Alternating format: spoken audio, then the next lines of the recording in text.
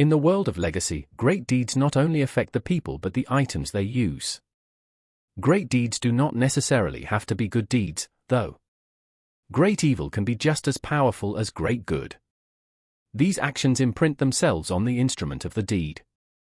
A sword wielded by a hero who defeated a dragon could become a sword of dragon's bane, harming other wormkin. A chalice a priest uses to heal the sick might transform into a cup of healing, granting the power to cure wounds with mere water.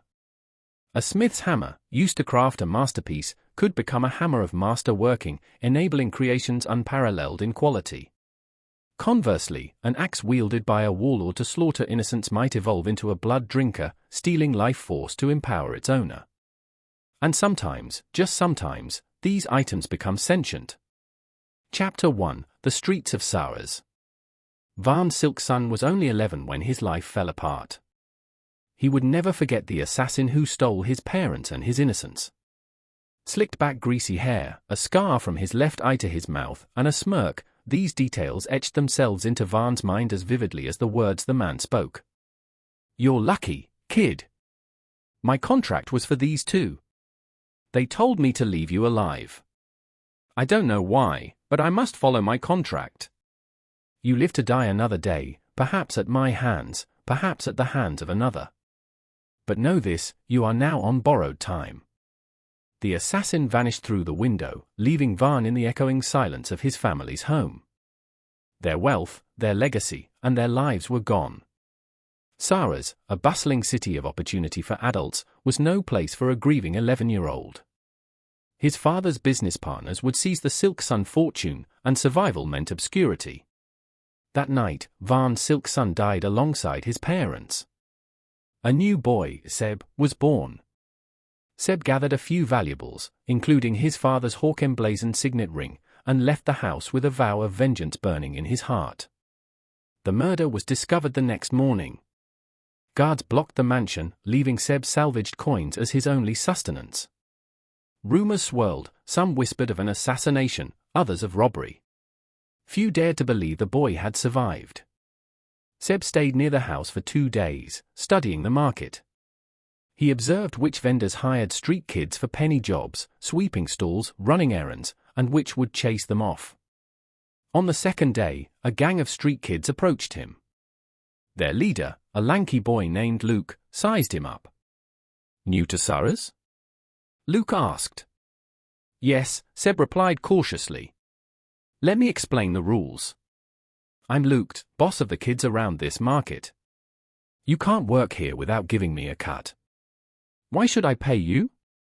Seb asked skeptically. "If you want money, do the jobs yourself." Luke grinned, and his followers stepped back. "Looks like telling you the rules isn't enough. I'll have to beat them into you."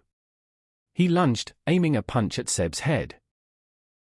Seb ducked easily, landing a solid blow to Luke's stomach. The gang scattered, leaving Luke groaning on the ground.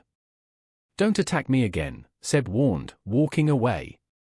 "Nice punch, kid," a voice called from a doorway. Seb turned to see a well-dressed boy, younger than himself, with neatly cropped blonde hair. "Who are you?" Seb demanded. "Easy. I'm Kyle," the boy said with a grin. "Unlike most of these kids, I'm not a street kid. My father's away a lot, and I run with them to escape my tutors." Seb hesitated, unsure whether to trust him. "Do you want something from me?" Kyle nodded. "I need your help. My father's furious about me skipping lessons, but he won't punish me in front of a guest. Join me for dinner, and I'll make sure you get a hot meal and a bed for the night." Seb laughed. "That's the kind of help I can offer. When do we leave?"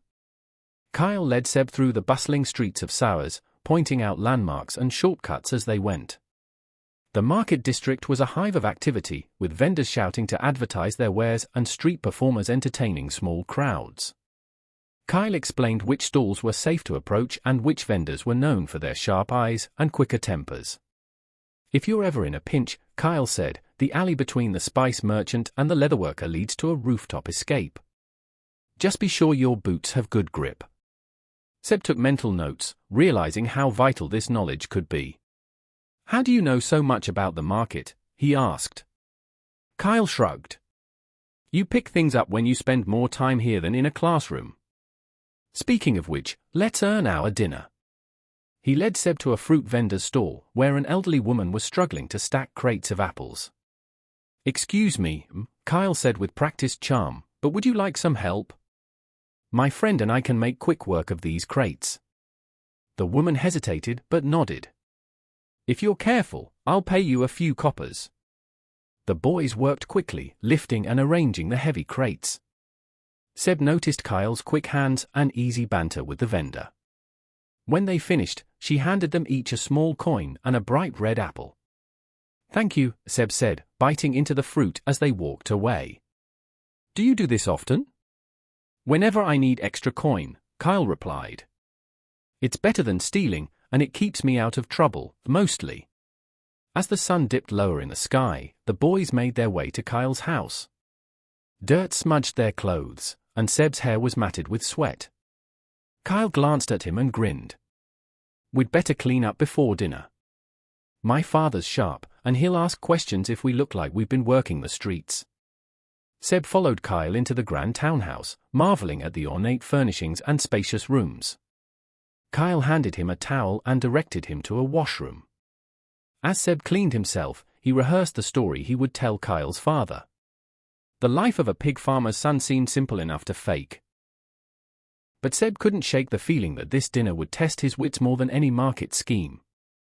Reese waited in his study, the fire casting long shadows over the room.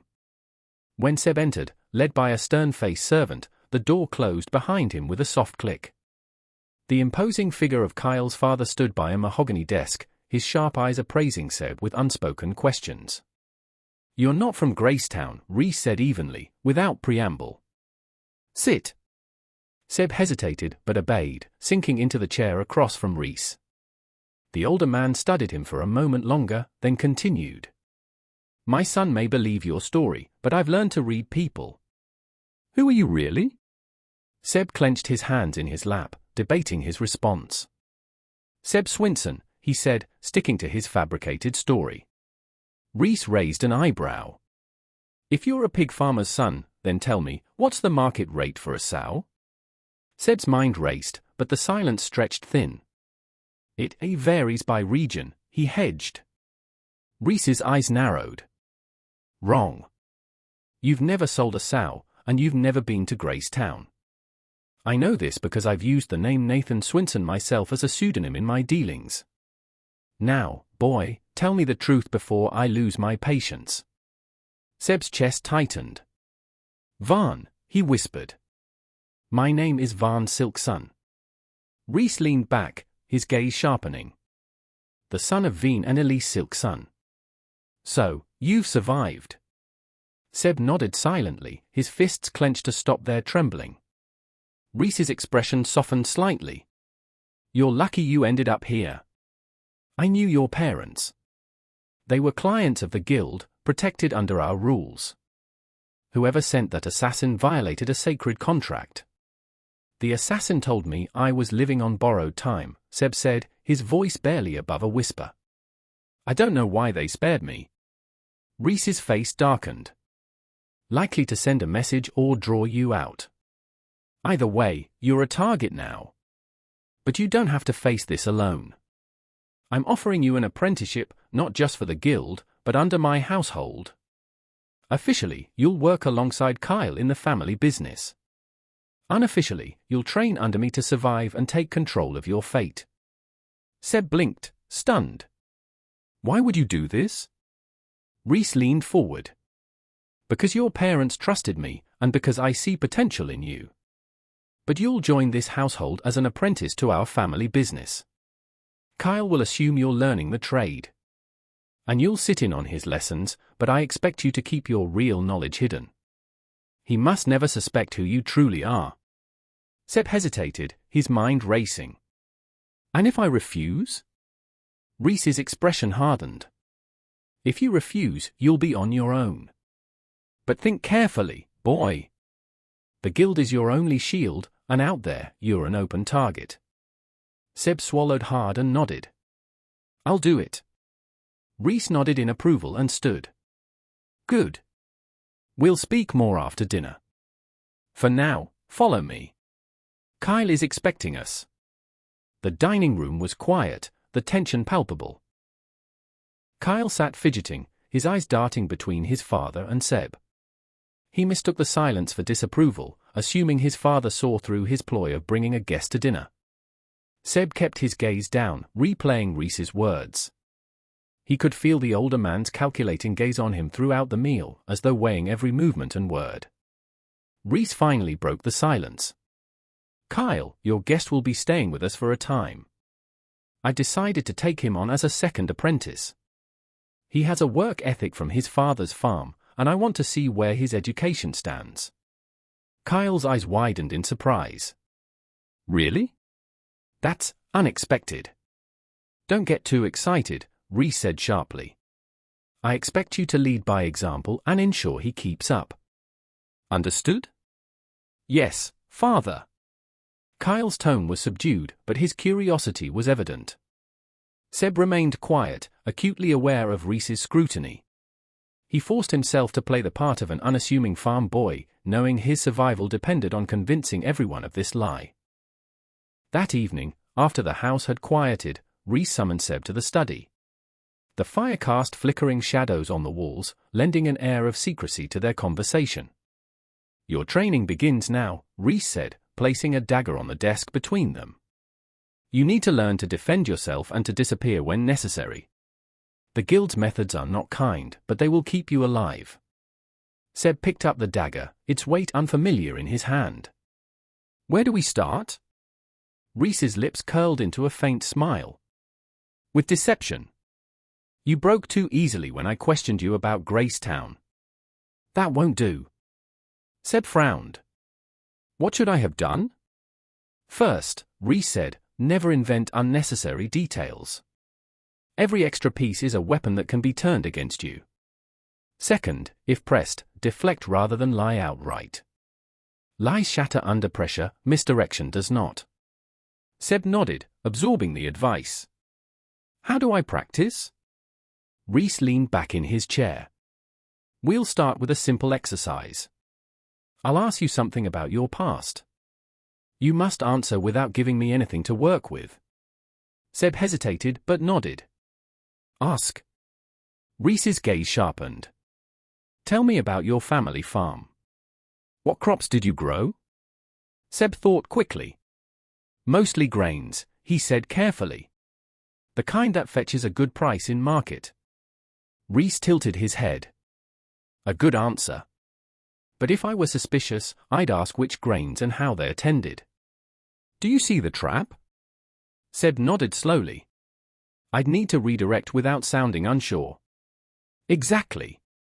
Reese smiled faintly. You're learning already. We'll practice every evening. By the time you're done, even I won't be able to crack you. Seb felt a flicker of hope. For the first time since losing everything, he felt like he might survive. Reese stood and gestured for Seb to follow. Before we move on to combat or agility, there's something just as critical for you to master, your body. Seb looked confused but followed Reese into a smaller, dimly lit room.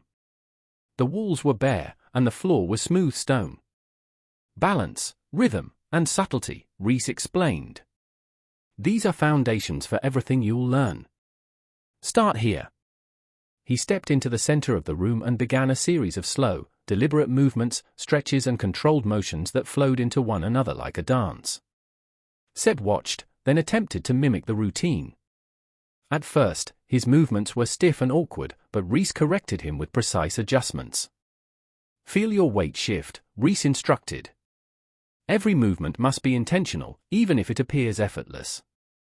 As Seb grew more comfortable, Reese added complexity to the routine, encouraging fluid transitions and sharper awareness of his surroundings. This is how you teach your body control, Reese said. Master this, and your every step can be deliberate, every action calculated. Seb's limbs ached, but he persisted, determination etched into his features. He understood now that this was more than an exercise, it was preparation for survival in a world that demanded perfection. By the time they finished, Seb was sweating and breathing hard, but he stood straighter, his movements already showing improvement. "Well done," Reese said, a rare note of approval in his voice. "We'll build on this in the days to come. For now, rest. You'll need it." Seb nodded, a flicker of pride joining his exhaustion. For the first time, he felt like he was taking control of his fate.